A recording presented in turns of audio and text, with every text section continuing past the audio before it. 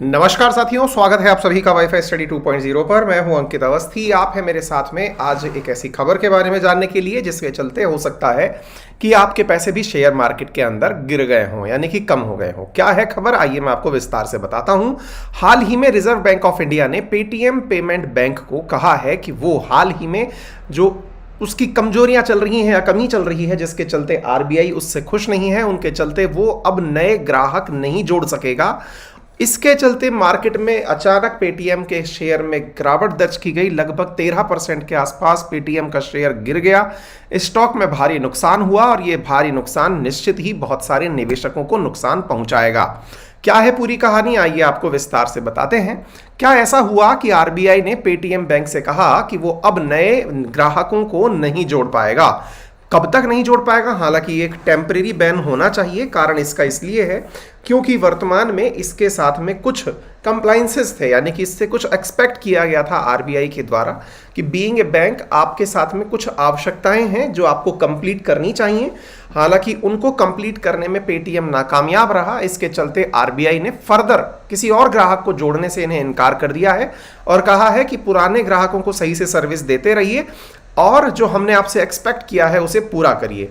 परिणाम ये निकला कि पेटीएम का जो शेयर है वो बहुत बुरी तरह नीचे आया। 12% से गिर के 685 पर शेयर जो है वो अर्ली मंडे के अंदर आकर के गिर चुका है।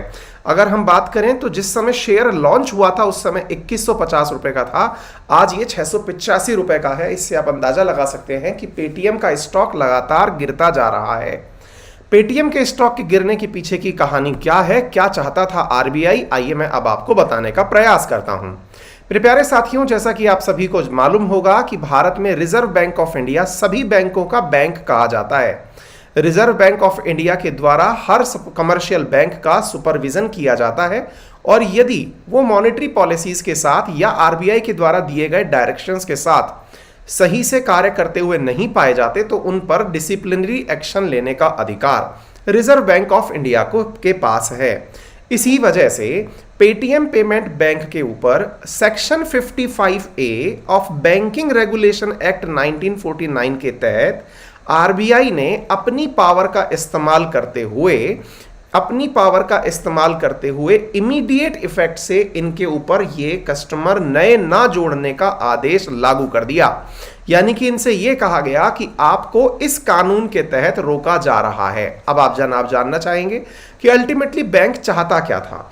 आरबीआई चाहता था कि इन्हें अपने यहां पर किसी आईटी ऑडिट फर्म को अपॉइंट करना चाहिए ताकि वो एक कॉम्प्रिहेंसिव सिस्टम ऑडिट कर सके जो कि इसके आईटी सिस्टम्स की हो। लेकिन पेटीएम पेमेंट बैंक अभी तक मल्टीपल टाइम कहे जाने के बावजूद भी ऐसा नहीं कर पाया। अब आप जानना चाहेंगे ये आईटी ऑडिट क्या होती है। देखिए मेरे प्यारे साथियों, इसे सरल रूप से हम ऐसे समझते हैं। मान लीजिए कि आप कभी बाजार गए और बाजार जाने के बाद में आपके पिताजी ने आपसे कहा कि बेटा ये लीजिए, अपने पास में 100 रुपए ले जाओ और बाजार लेकर पहुंच जाओ, कुछ सामान खरीद लाओ। आपने अपनी मन माफिक कुछ चीजें खरीदी और खरीद करके अपने पैसे खर्च करके वापस घर चले आए।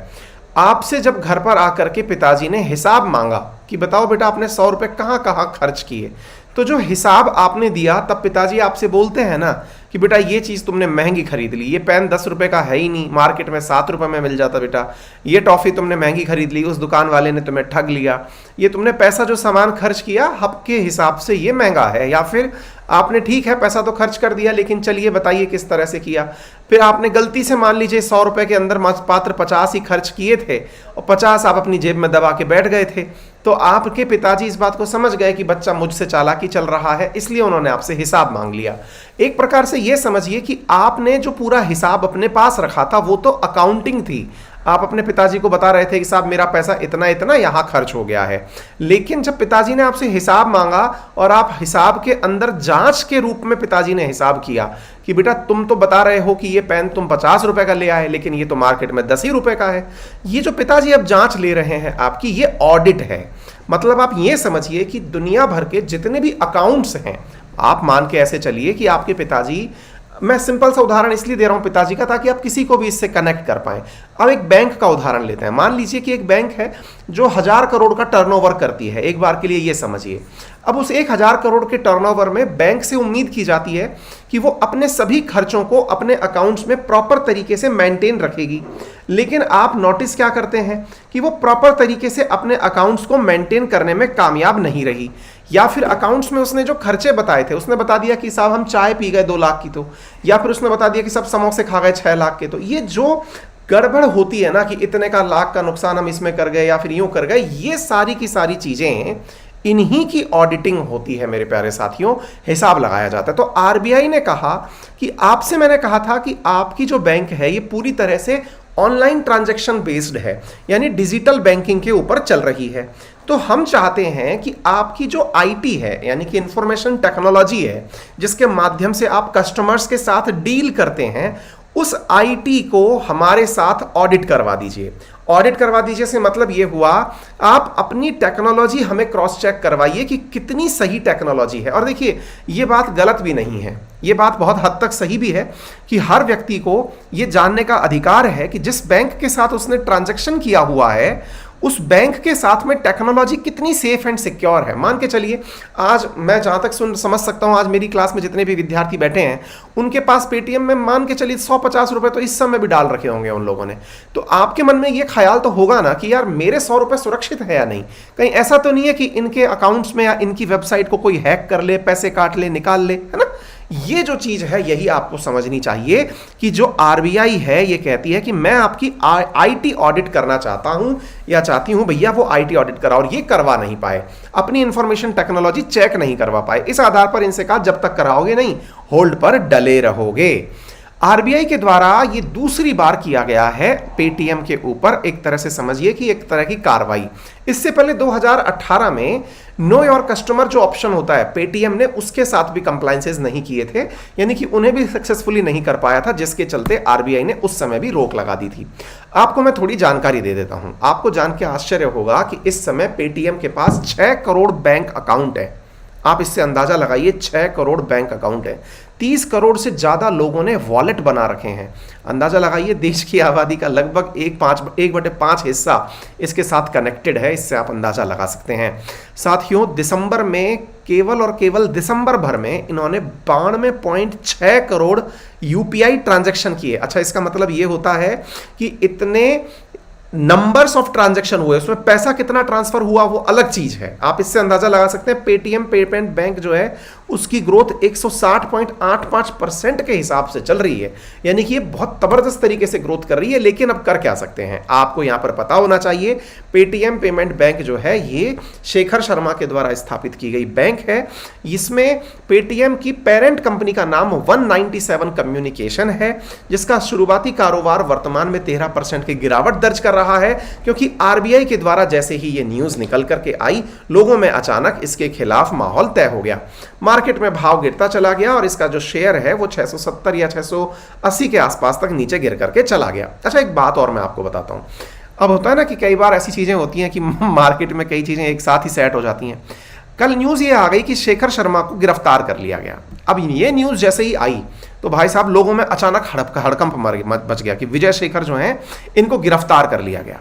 अब ये न्यूज जैसे ही आई लोगों में एकदम गजब न्यूज हो गई कि यार कहीं ऐसा तो नहीं हो गया कि कुछ फ्रॉड हो गया है। तो कल की ये जो न्यूज थी ना कि विजय शेखर को गिरफ्तार कर लिया गया है, इस न्यूज ने आज जैसे ही मार्केट ओपन हुआ लोगों में ये भय बैठा दिया कि भाई बहुत बड़ी घटना हो गई है, लगता है कि पेटीएम बर्बाद हो गया। वास्तविकता क्या थी, विजय शेखर साहब अपनी गाड़ी से कहीं जा रहे थे और नोएडा के अंदर कोई कमिश्नर की गाड़ी या किसी की गाड़ी जा रही थी, उसके साथ उनकी गाड़ी टकरा गई।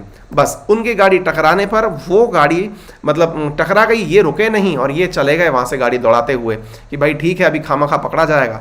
तो फिर इनको गिरफ्तार किया गया, दिल्ली पुलिस के द्वारा इनको गिरफ्तार किया गया और तुरंत इनको बेल पर रिहा भी कर दिया गया। हालांकि लोगों में मैसेज तो तुरंत फेक मैसेज जल्दी सर्कुलेट होते हैं ना कि भाई पता चला कि भाई अंदर ही डल गया, लोगों के मन में ये बहम चला गया कि पता नहीं कोई बहुत तगड़ा पेटीएम ने फ्रॉड कर दिया है, सॉफ्ट बैंक का पैसा लगा हुआ है, चाइना का भी पैसा लगा हुआ है, कहीं कुछ गड़बड़ तो नहीं हो गई है। उस वजह से जनाब इसको बहुत बड़ा नुकसान हुआ, है ना। एनीवे, पेटीएम बैंक के बारे में थोड़ा सा आप इतिहास जान लीजिए। 2017 में पूर्व वित्त मंत्री अरुण जेटली जी के द्वारा इसका उद्घाटन किया गया था, ये इसके बारे में आपको पता होना चाहिए।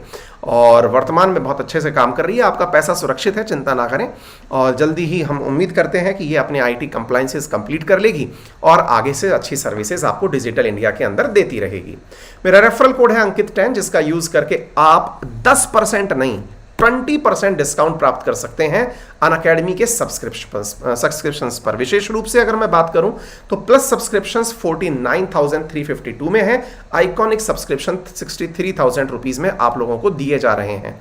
18 महीने का सब्सक्रिप्शन 53,000 रुपए में आपको दिया जा रहा है। यह ऑफर केवल 14 से लेकर 16 तारीख के बीच में अवेलेबल है।